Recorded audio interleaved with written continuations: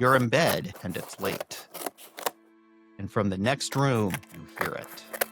It's not a loud sound, not a fast sound, just enough to know that what you're hearing, you didn't imagine. Nobody wants to be the one who gets up. Then, finally, somebody does. And they walk into the next room. And they find another piece of clothing cut up. Not torn, cut. And this keeps happening. Night after night. In one old farmhouse, in what is now West Virginia, people said they kept hearing that clipping sound. Then they would find sheets, shirts, boots, curtains, whatever was nearby sliced up. And they always had the same strange marks cut into them, again and again.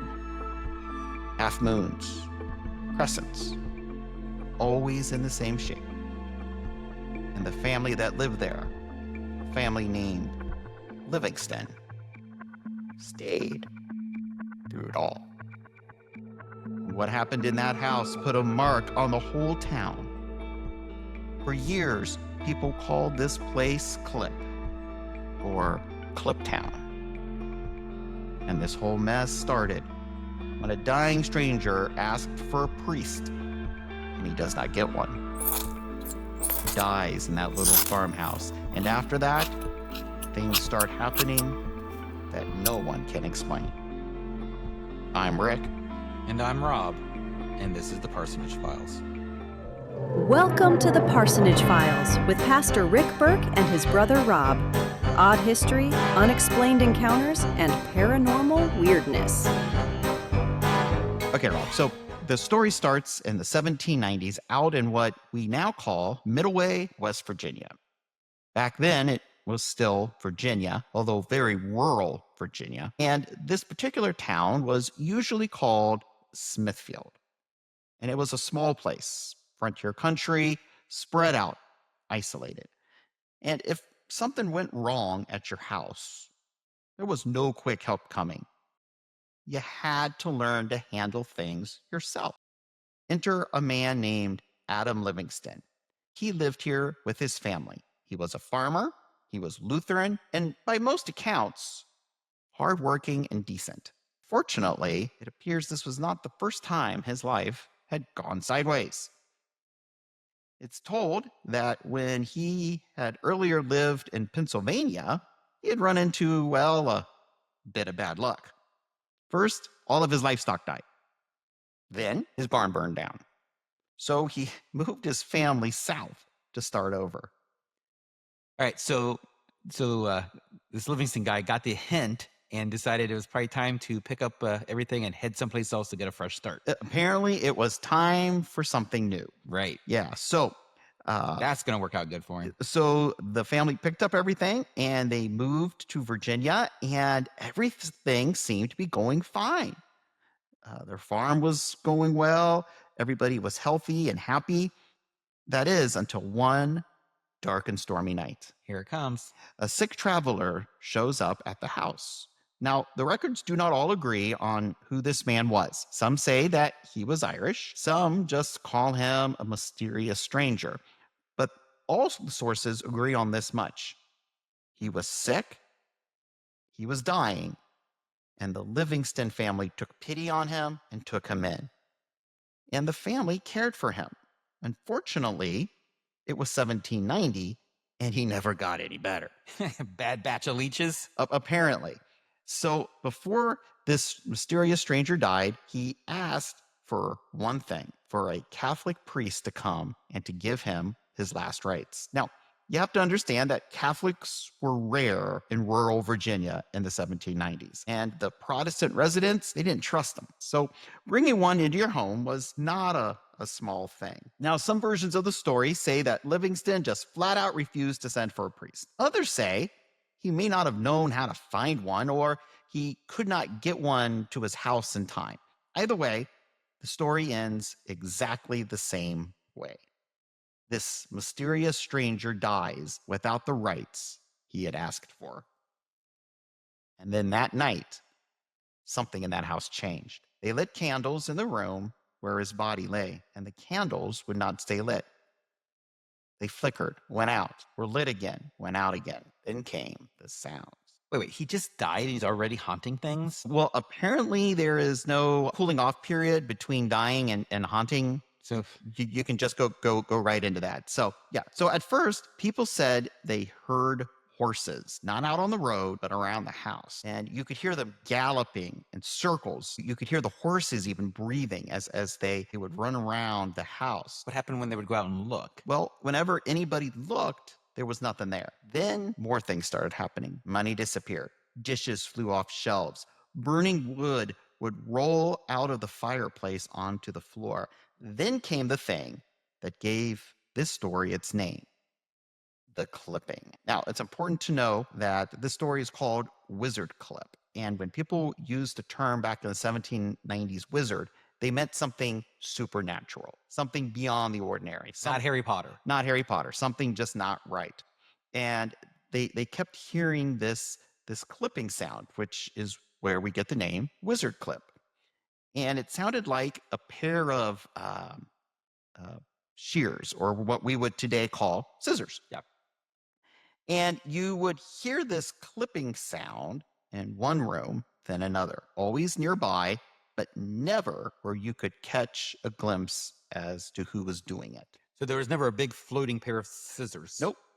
But you would soon find what this clipping sound had done. Blankets, sheets, curtains, boots, sandals, clothes hanging on the line, clothes put in storage, and in some versions, even clothes people were wearing would all end up looking exactly the same. They would have these little crescent shapes, little half moons cut into them again and again. And these cuts weren't ragged.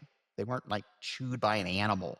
They weren't ripped by accident. They were precisely cut little crescent shapes. One old story says a woman came to the house after hearing all of this talk about a haunting. And before she went inside, she took off her new silk cap and she wrapped it in a silk handkerchief and tucked it away in her pocket to keep it safe. And when she came back out after visiting the Livingstons, the handkerchief was untouched, but the cap inside had been cut into ribbons. Wait, really? First, you have the candles, then you have these weird noises, then you have this clipping that started. And once it started, none of this stuff stopped. This was not just one family's problem anymore. In a rural area like this, word spreads quickly. And let's be honest, there's not a whole lot exciting going on in this part of Virginia in the 1790s. So people started coming to the house just to see the place for themselves. Basically a tourist attraction? Yeah, basically. And some of the folks who came said that they saw enough or heard enough to leave convinced something was happening here. The story moved through the whole area until people just started referring to the town of Smithfield as Clip or Cliptown. One story says people were praying in the house and got driven out by flying stones. In the end, nothing seemed to bring relief to the Livingston family. So Adam Livingston, the father, did what most people would do if you found your house mysteriously haunted. He went out looking for help. He first went to his own Lutheran pastor. How'd that go? No help. Other ministers came to the house too. How did that go? No help. Some accounts say that the Methodists came to the house and prayed. Others say that the Episcopalians did the same thing. And one story says that a group of Christians decided to hold a prayer meeting in the house and were driven out by flying stones. Adam was so desperate, he even turned to men who claimed they knew how to deal with things like this. Conjurers, folk healers. Witches? You can call them what you want. But again, nothing. Nothing they tried made it stop. Adam had already moved once to start over. Now his own home here in this new place felt wrong. His family could not rest. The belongings kept getting ruined. People were showing up at their house with a picnic lunch just to stare. Then one night, he had a dream. And in this dream, he saw a man dressed in robes, and this figure just stood there. And Livingston understood that this man in his dream could help him. So when he woke up the next morning, he went looking for the man of his dreams. And he eventually found him. He turned out to be a Catholic priest named Dennis Cahill.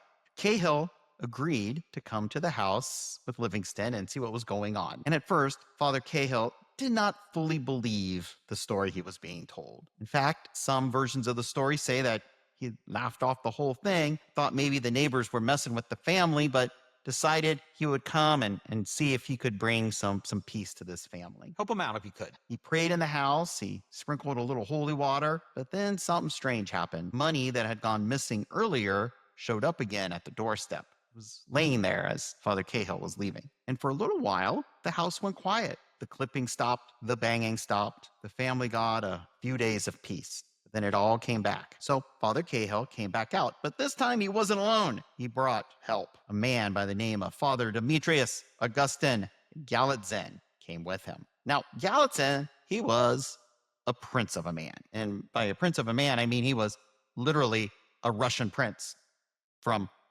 like Russia. Not the kind of man you would picture standing in a small farmhouse on the American frontier. And he did not come as a believer. He came because he heard the story and he didn't buy it. He later said he came to investigate what he could not bring himself to believe. But after seeing what was going on at the house, he stayed for 3 months. He questioned people. He cross-checked stories. He pressed witnesses hard to get to the truth. And whatever he found in his investigation changed his mind about the haunting. Later, he said he had been converted to a full believer in the facts being reported. On one occasion, Galitzin returned to the Livingston household with Cahill, and they prayed together like they normally do. Then Cahill said mass in the house. One account says that while the mass was going on, the house filled with a rattling and rumbling sound like innumerable wagons rolling through it. Then it stopped. The clipping noise stopped. The destruction stopped. The house went quiet. A stranger comes asking for a priest and dies without one. Years later, a priest finally comes into that house, and all the oddness ends. Adam Livingston later deeded 35 acres of land to the Catholic Church, land that became known as Priest Field. That land is still tied to the church today and is said to be a gift to the Catholic Church for ridding his house of ghosts. Everything went back to normal? Not exactly. Then something else started to happen. Of course. According to one account, a bright light woke Adam Livingston in the middle of the night, and a voice told him to get up, gather his family, and pray. And when a disembodied voice tells you to do something, you do it. Now, imagine this. You are a kid and you're asleep. Suddenly, your father wakes you up in the middle of the night. The room is mysteriously lit, and the whole family is on the floor, and a mysterious voice that nobody can see is leading you in a group prayer. Now, What kind of voice is it? well, some versions describe the voice as sweet. Some say not so sweet. Some say that this voice corrected people when they prayed poorly, called them out, pressed them to do better, expressed things that they had done wrong and were not confessing. And at one point, it reportedly cried out, "I want prayers." That's one way to lead a congregation. It is. And this did not happen once. It went on For how long? 17 years. Wait, 17 years a voice was yelling at them, berating them to pray better? Yes, this was not a one-time event. For 17 years. This is just how life is now. The clipping and the destruction had turned the house into this place of fear. The voice turned it into something else. Not peaceful exactly, not normal either, but They consider this a upgrade? they did, because the candle stayed lit, your clothes weren't being destroyed. It's just a voice chastising you to pray better. Yeah, it was just a disembodied voice that was criticizing your spiritual disciplines For 17 years. for 17 years. So Adam Livingston, he eventually moved back to Pennsylvania, the same state where his earlier troubles had begun, and he died there in 1820. But the story, it stayed in Virginia. It stayed with the town, and it stayed with the land. Even today, Middleway has markers with a moon and scissors on it, so you too can visit the place where the wizard clip did its work. This has been the Parsonage Files. Thanks for listening. Sleep well.